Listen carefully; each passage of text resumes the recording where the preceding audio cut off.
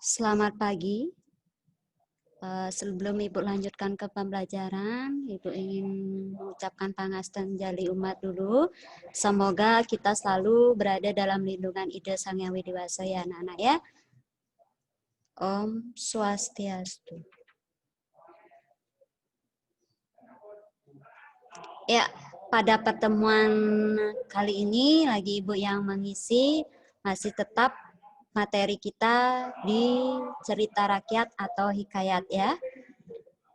Pertemuan kemarin atau pertemuan minggu yang lalu sudah dapat Ibu jelaskan yaitu tentang cerita rakyat atau hikayat. Masih tetap, adapun tujuan dari pembelajaran ini adalah peserta didik dapat mengidentifikasi, membandingkan, menyebutkan, menceritakan, mengembangkan, dan menyusun hikayat. Itu tujuan kalian mempelajari dari materi tentang cerita rakyat atau hikayat ini, ya. Nah, yang Ibu jelaskan pada pertemuan yang lalu yaitu baru pada perbedaan atau membedakan hikayat dengan cerpen. Nah, baru di sini ya, membedakan atau membandingkan hikayat dengan cerpen. Ya, sebelum Ibu lanjut, Ibu ingin tahu dulu seberapa jauh kalian memahami cerita rakyat yang sudah kita bahas pada pertemuan yang lalu. Cerita rakyat atau hikayat itu, ada yang tahu apa itu cerita rakyat atau hikayat?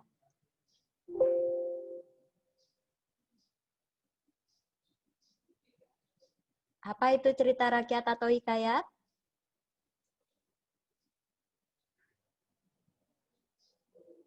Silakan. Nah, Ibu ulangi kembali bahwa cerita rakyat atau hikayat itu adalah berasal dari bahasa Arab, anak-anak ya, yaitu dari kata hikayah. Hikayah itu artinya kisah, cerita atau dongeng. Nah, dalam sastra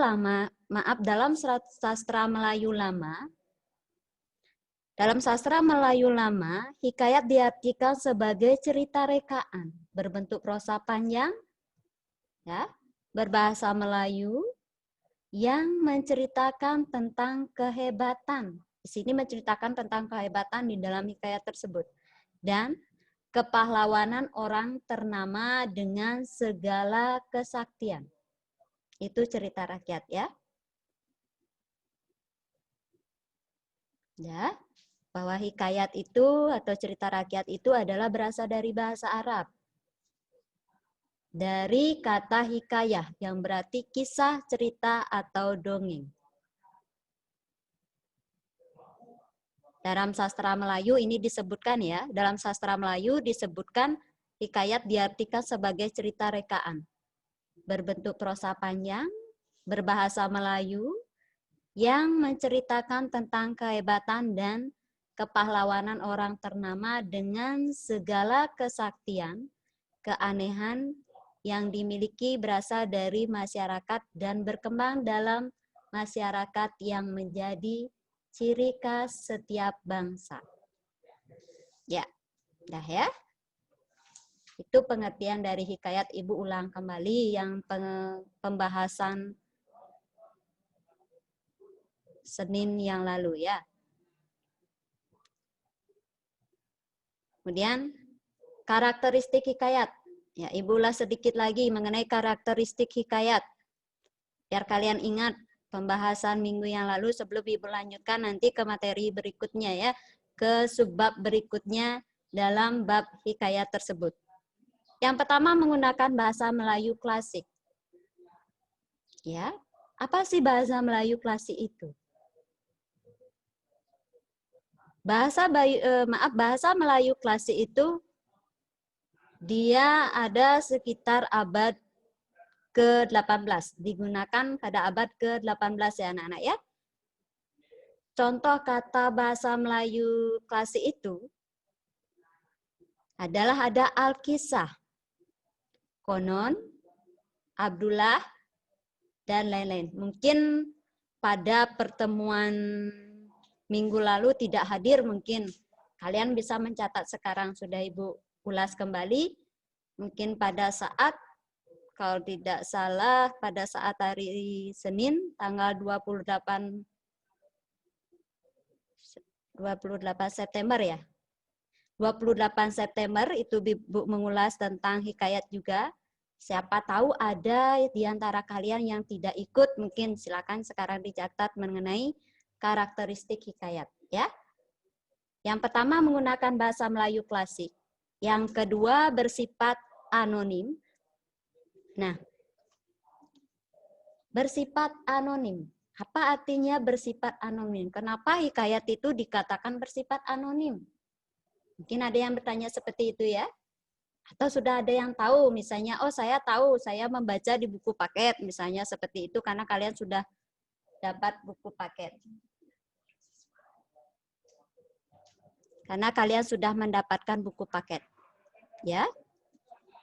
Bersifat anonim itu adalah pengarangnya, tidak ada pengarangnya di sana anak-anak ya. Dalam hikayat itu tidak ada tulis pengarangnya. Kalau cerita lain ada cerpen, novel itu pasti ada. Pengarangnya di bawahnya ini adalah ini. Misalnya pengarangnya adalah Cuk Nadien, Raden Ajeng Kartini, misalnya pasti di bawahnya ada seperti itu. Tetapi hikayat ini lain. Hikayat ini tidak ada pengarangnya. Loh, mungkin kalian ini bertanya lagi. Bertanya, kenapa tidak ada pengarangnya tetapi bisa dia dikenal sampai sekarang hikayat itu? Bagaimana caranya? Ya. Hikayat atau cerita rakyat itu disampaikan dari mulut ke mulut anak-anak. Sehingga sampai sekarang pun kalian mengetahui, oh ada hikayat. Selain ada cerita novel, cerpen, itu ada hikayat juga. Ya. Karena dia disampaikan atau disebarkan atau dilestarikan dari mulut ke mulut. Misalnya sekarang Ibu menyampaikan, oh ada hikayat tentang maling kundang, misalnya seperti itu, kepada kalian menceritakan seperti itu. Kemudian kalian lagi menyampaikannya di rumah pada adik-adik kalian. Nah, itu juga penyampaian atau pelestariannya atau penyampaiannya melalui mulut ke mulut. Sehingga hikayat itu memang benar-benar ada, cerita itu memang benar ada. Tetapi pengarangnya lah yang tidak ada. Nama pengarangnya itu tidak ada. Itu dia makanya hikayat itu disebut bersifat anonim. Ya, bersifat anonim sudah, kemudian mengandung kemustahilan. Mengandung kemustahilan ini artinya apa? Oh, mustahil. Kalian sering berbicara seperti itu dalam kehidupan sehari-hari ya. Oh, begini loh cerita, oh mustahil. Nah, di hikayat sama. Di hikayat juga sama, itu mengandung kemustahilan. Apa itu kemustahilan? Kemustahilan itu adalah tidak masuk akal. Ya.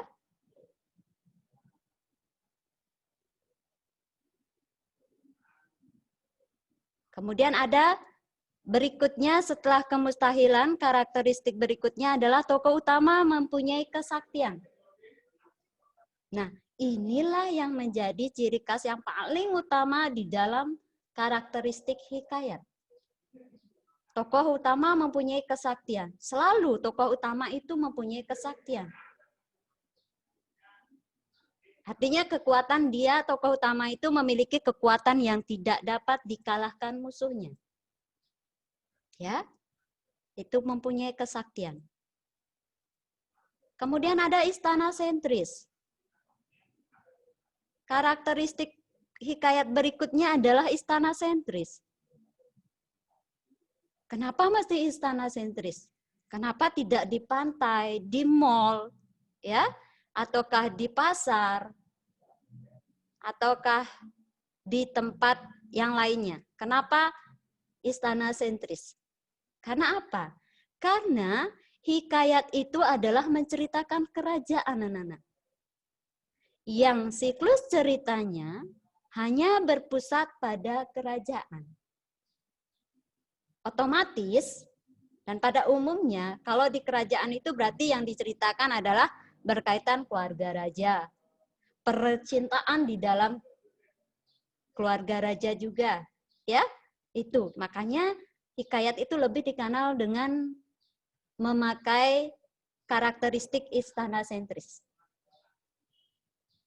Otomatis latarnya itu adalah berada di istana. Ya, latar itu adalah tempat. Kemudian karakteristik hikayat berikutnya ada alur ceritanya berbingkai. Mungkin kalian berpikir, Bu, kok sampai cerita ada berbingkainya? Tidak foto aja ada bingkainya anak-anak ya? Alur ceritanya berbingkai. Maksud alur cerita berbingkai ini apa? Nah, dalam suatu hikayat, ceritanya itu diambil dari berbagai-bagai tema. Artinya, dalam cerita hikayat itu menceritakan lebih dari satu masalah. Nah, ketika satu masalah yang menjadi pokok permasalahan dalam suatu hikayat atau cerita rakyat tersebut disampaikan. Nah, seketika nanti akan ada masalah baru lagi yang akan diceritakan dalam suatu hikayat tersebut. Ya. Nah, Ibu ulangi, mengapa disebut hikayat itu ceritanya berbingkai? Karena dalam hikayat itu menggunakan lebih dari satu masalah. Ya. Menggunakan lebih dari satu masalah, yang mana dalam cerita yang satu, istilahnya masalah pokoknya, pada saatnya akan muncul lagi masalah yang lainnya. Akan ada masalah baru lagi dalam cerita tersebut. Sehingga tujuannya adalah cerita hikayat itu menjadi panjang anak-anak ya. Itu tujuannya.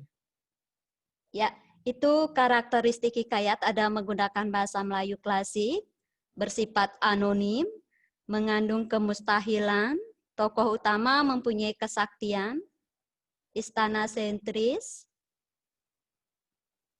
kemudian alur ceritanya berbingkai. Dah ya? Bisa Ibu lanjutkan? Bisa? Ya, Ibu lanjutkan. Ya, ini terakhir yang Ibu jelaskan pada pertemuan tanggal 28 September ya. Membandingkan hikayat dengan cerpen. Nah, kembali lagi mungkin ada siswa yang tidak mengikuti, sekarang mengikuti, silakan dipahami dulu, disimak dengan baik. Membandingkan hikayat dengan cerpen.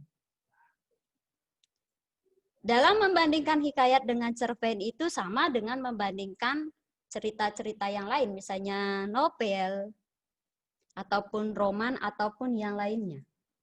Namun di sini Ibu khususkan dulu membandingkan hikayat dengan cerpen.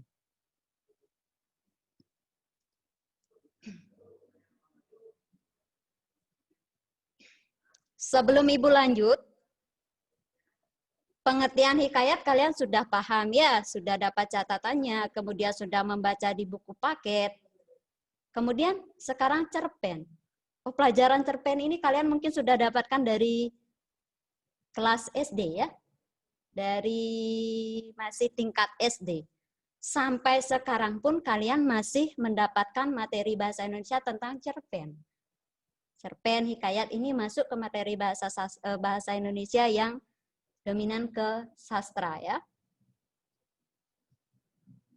Cerpen, kalian sudah tahu bahwa cerpen itu pasti semua tahu bahwa cerpen itu adalah cerita pendek.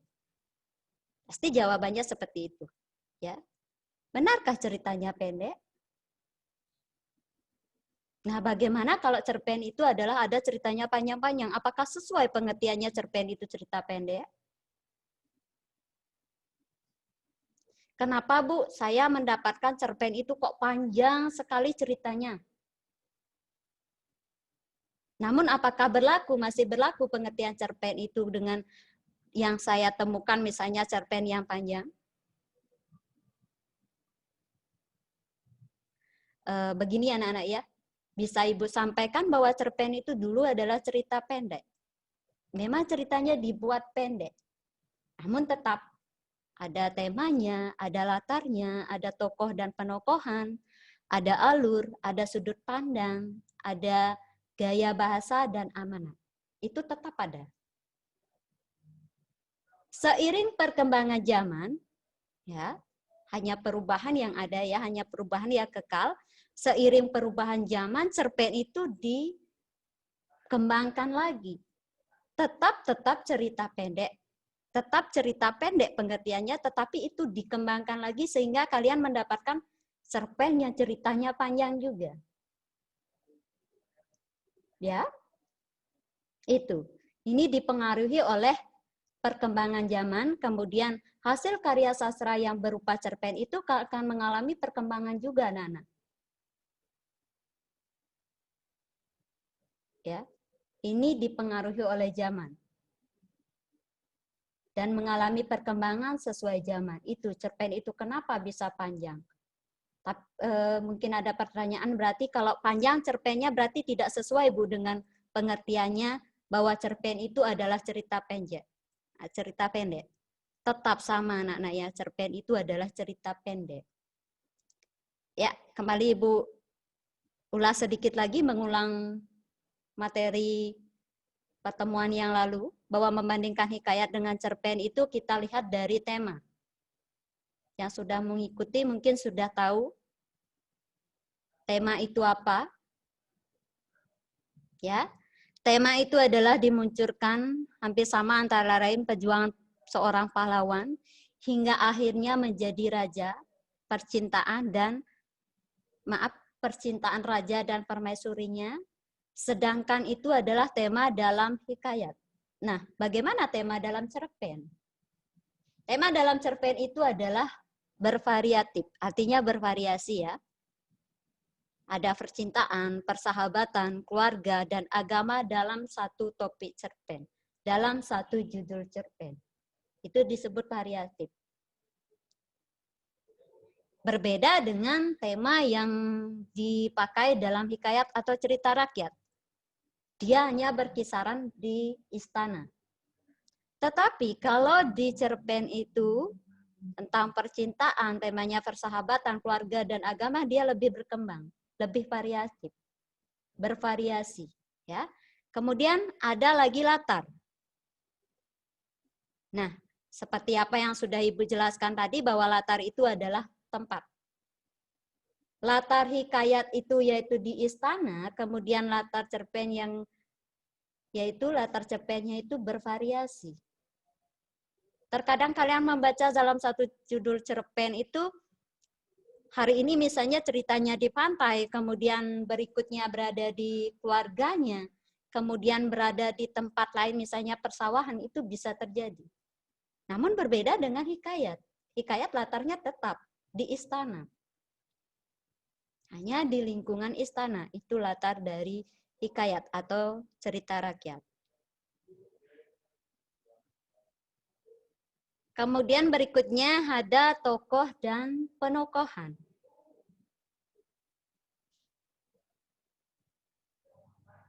Nah, ada tokoh, ada penokohan. Ya, sama tokoh dan penokohan itu ya. Penokohan pada hikayat bersifat mutlak. Sedangkan pada cerpen bersifat realistis. Artinya apa? Kalau bersifat mutlak itu artinya apa? Ayo.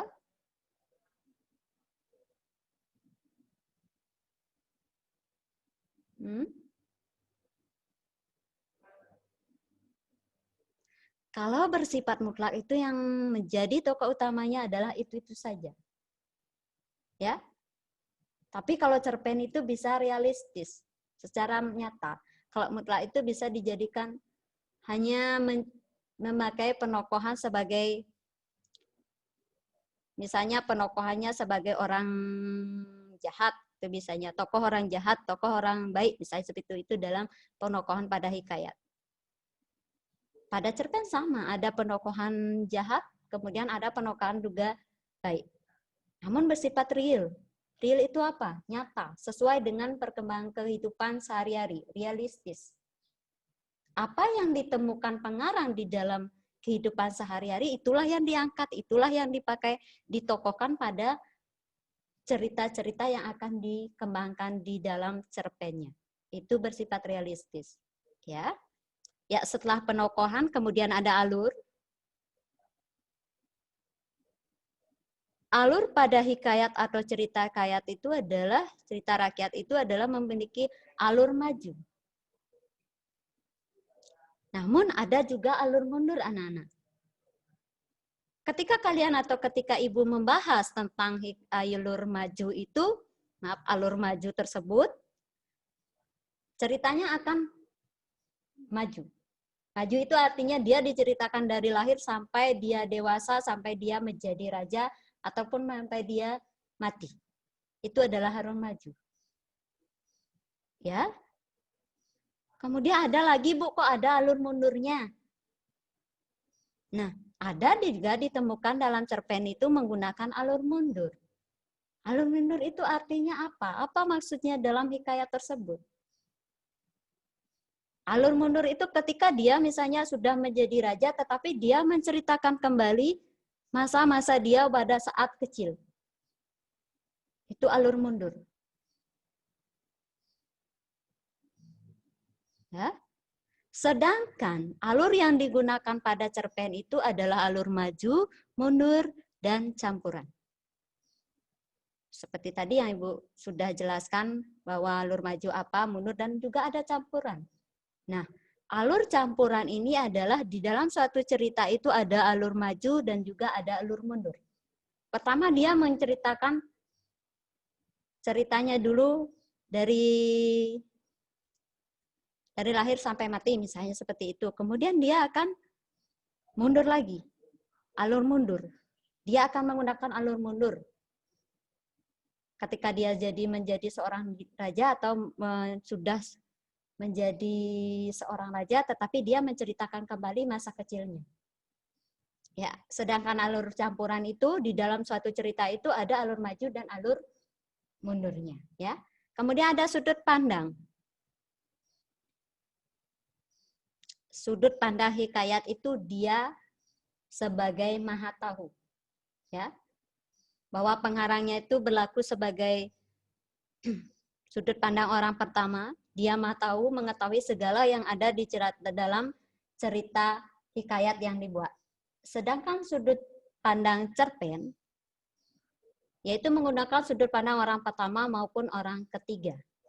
Ya, sudut pandang orang pertama itu maupun orang ketiga. Dia bisa menceritakan dirinya si pengarang itu, bisa juga dia menceritakan pengalaman orang lain, itu orang ketiga. Walaupun dia sendiri yang menulis. Tetapi kalau sudut pandang orang pertama itu adalah si pengarang yang mengalami, kemudian si pengarang juga yang menyampaikan cerita tersebut itu. Itu adalah sudut pandang orang pertama. Selanjutnya ada gaya bahasa.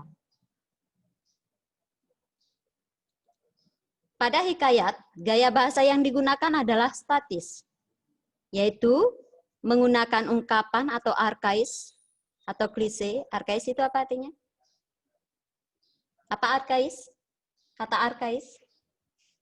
Kata-kata yang tidak sering diucapkan dalam kehidupan sehari-hari. Atau kata-kata yang tidak sering digunakan. Misalnya, ada apa? Seperti tadi yang Ibu contohkan. Nah, Alkisah, konon, Abdullah, Kakanda, misalnya itu arkais. Kata-kata yang tidak sering dipakai dalam kehidupan sehari-hari.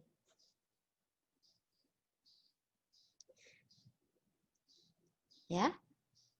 Kemudian pada cerpen, gaya bahasa yang digunakan pada cerpen itu lebih dinamis anak-anak ya, mengikuti perkembangan zaman. Ya. Mengapa Ibu bilang demikian? Cerpen itu berkembang sesuai dengan perkembangan zaman.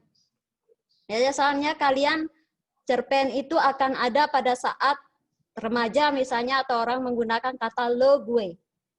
Ya, lo gue. Dah? Maka cerpen yang ada di karang atau dibuat akan menggunakan kata lo gue juga. Itu mengikuti perkembangan zaman. Ya, itu contohnya. Kemudian ada amanat. Amanat pada dalam hikayat itu eksplisit. Pada cerpen, amanat ditulis implisit. Nah, sudah Ibu jelaskan pertemuan yang lalu bahwa eksplisit itu adalah apa?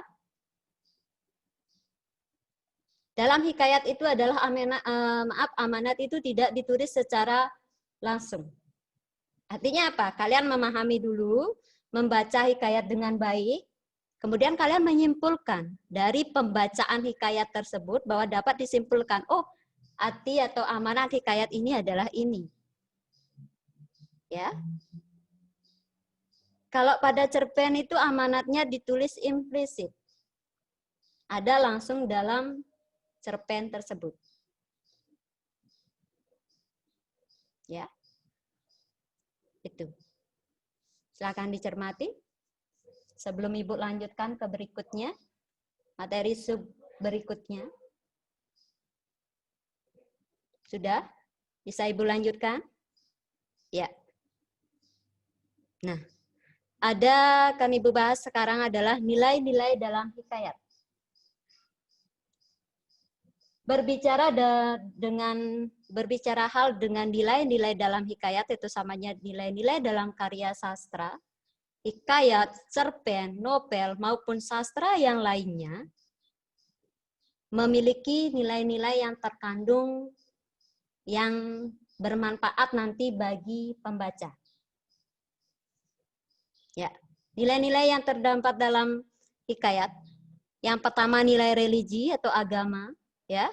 Yang kedua nilai moral atau nasihat-nasihat. Kemudian yang ketiga nilai budaya. Yang keempat nilai sosial. Yang kelima nilai edukasi. Yang keenam nilai estetika. Itu 6 nilai-nilai yang ada pada dasarnya, pada umumnya yang digunakan di dalam menyusun hikayat atau yang ada dalam hikayat atau cerita rakyat. Oke, Ibu bahas dari pertama, nilai religi atau agama. Dalam setiap karya sastra pasti memiliki nilai agama. Ya. Nilai agama ini adalah nilai yang dikaitkan dengan ajaran agama. Biasanya ditandai dengan penggunaan kata dan konsep Tuhan. Makhluk gaib, dosa, pahala, serta surga, neraka. Yang menjadi ciri khas bahwa suatu cerita atau kita membahas hikayat cerita rakyat ya, khususkan ini dalam cerita rakyat. Ketika kita membaca cerita rakyat, untuk mengetahui bahwa cerita rakyat tersebut ada nilai agamanya, kita baca dulu anak-anak. Apakah ada yang menyangkut Tuhan, misalnya dia melanjutkan atau dia pagi-pagi sudah bersembahyang di pura. Sebelum mengawali kegiatan dalam kehidupan sehari-harinya. Misalnya seperti itu pengarangnya menuliskan kalimatnya. Ya, berarti nilai agamanya di sini ada. Karena apa? Ini bisa dilihat dari dia pergi ke pura untuk sembahyang. Itu nilai agamanya, ya. Sudah? Ya. Ibu lanjutkan ke nilai moral.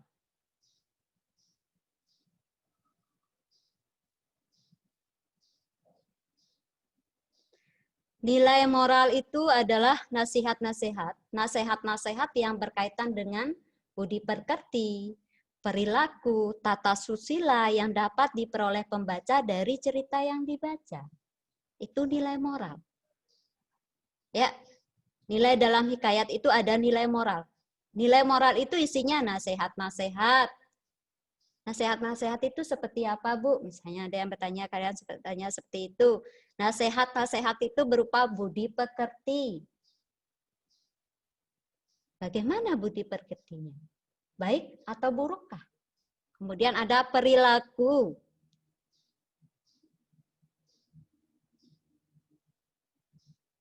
Ya. Kemudian ada tata susila yang nanti nilai moral itu dapat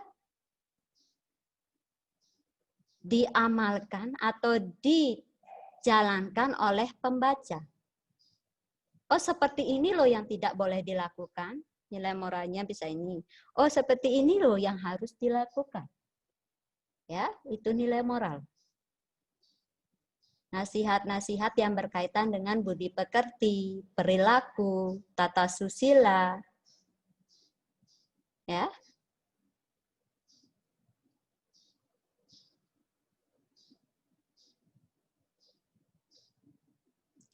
Nilai-nilai dalam hikayat berikutnya adalah nilai budaya.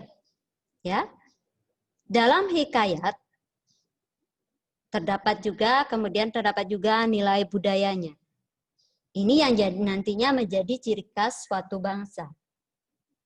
Ya, karena itu cerita rakyat berarti ini adalah menjadi ciri khas atau menjadi ciri cerita atau menjadi ciri suatu daerah. Ya. Nilai budaya, nilai yang diambil dari budaya yang berkembang secara turun-menurun di masyarakat. Itu maksud nilai budaya dalam hikayat. Misalnya cerita Malin Kundang, berasal dari mana?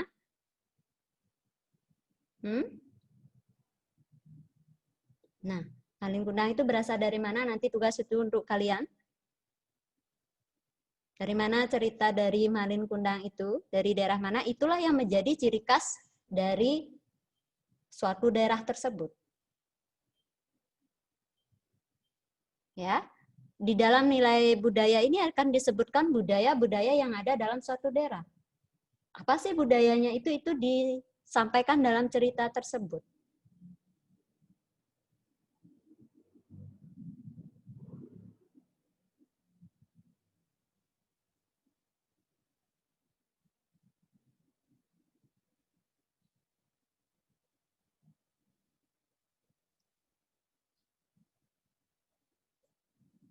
Ya, berikutnya ada nilai sosial.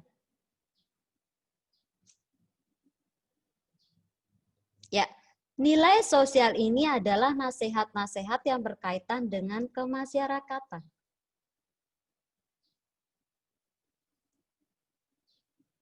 Nasihat-nasihat atau nasihat-nasihat yang berkaitan dengan kemasyarakatan.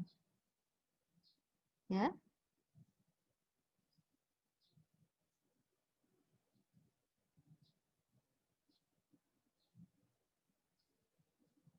Berikutnya ada nilai edukasi.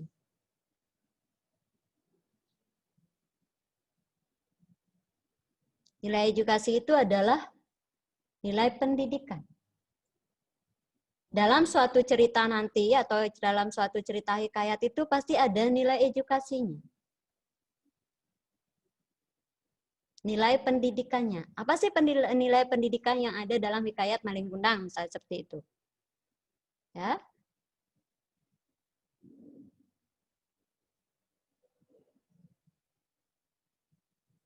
Kemudian ada nilai estetika atau nilai keindahan.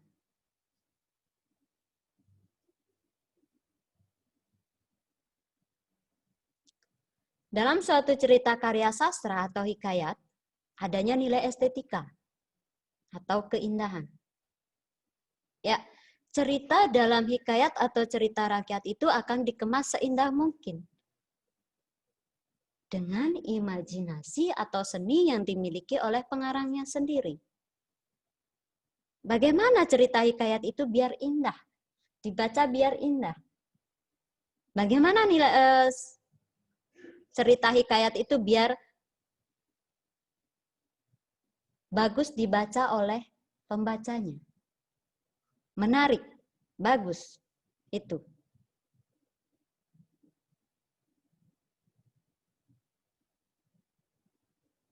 Ya. Pada umumnya, nilai-nilai dalam hikayat ini mutlak anak-anak ya. Hanya saja yang berubah itu bisa nilai-nilai dalam hikayat ini bersifat realistis, sesuai perkembangan zaman. Ya. Yang sering berubah itu pada nilai sosial, edukasi, dan estetika. Mengapa itu sering berubah? Karena sesuai perkembangan zaman, nilai sosial, nilai edukasi, maupun nilai estetika itu dapat berubah. Mengikuti perkembangan zaman. Ya.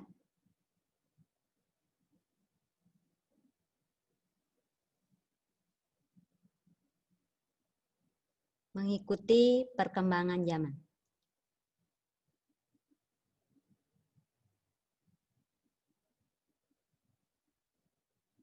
Ya. Ada pertanyaan dulu?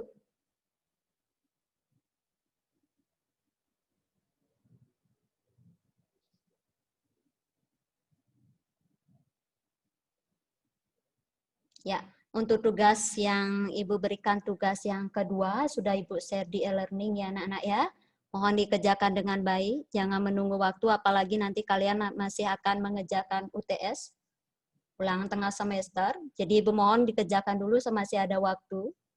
Ya, ini khusus untuk kelas ya yang Ibu ajarkan yaitu kelas 10 HP6, HP7, AP8, AP9 dan AP10 ya. Untuk kelas 10 AP1, 2, 3 dan 4 serta 5 itu akan diberikan nanti oleh Ibu Ayu Merah ya. Dikerjakan dulu, sudah Ibu share. Ibu cek baru sekitar 13 orang yang mengerjakan. Silakan dikerjakan dulu, jangan menunggu waktu. Karena waktu itu cepat berlalu ya. Jangan sampai ditunggu untuk menumpuk dulu. Ketika ada tugas masuk, tugas dari mata pelajaran apapun, silakan dikerjakan terlebih dahulu, mengingat kalian belum nanti mengerjakan UTS dari semua mata pelajaran yang ada. Ya, itu mohon dicicil dulu dikerjakan. Sebelum nanti Ibu akan memberikan ulangan harian yang kedua. Ya, itu mungkin setelah UTS akan Ibu berikan ulangan harian yang kedua. Nah, ada pertanyaan dulu mengenai nilai-nilai dalam hikayat atau cerita rakyat.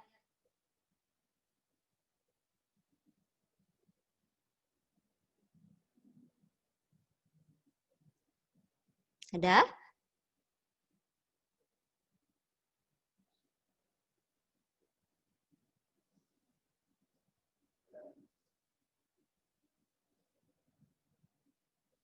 Ada pertanyaan? Ya, kembali Ibu tegaskan bahwa nilai-nilai dalam hikayat itu ada 6. Ada nilai religi, nilai moral, nilai budaya, nilai sosial, nilai edukasi, dan nilai estetika. Ya. Itu nilai-nilai yang ada dalam hikayat.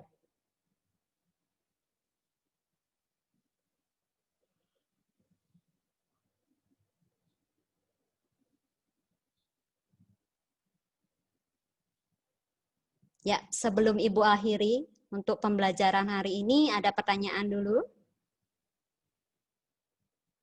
Tidak.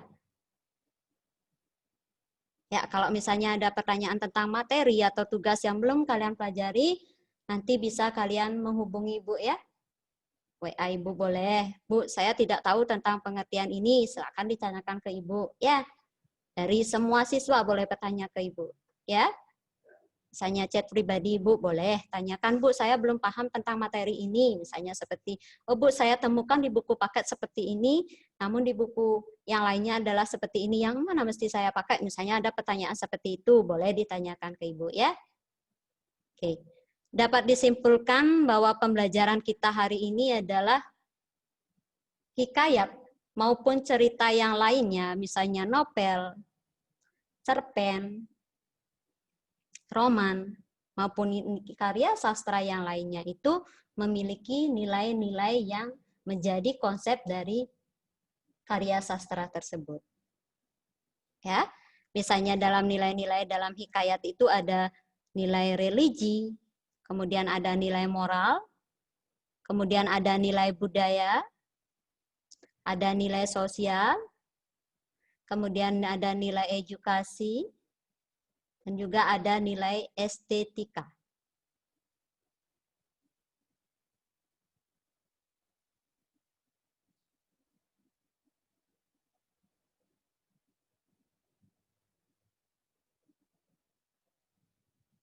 Sudah? Ada pertanyaan dulu sebelum Ibu akhiri?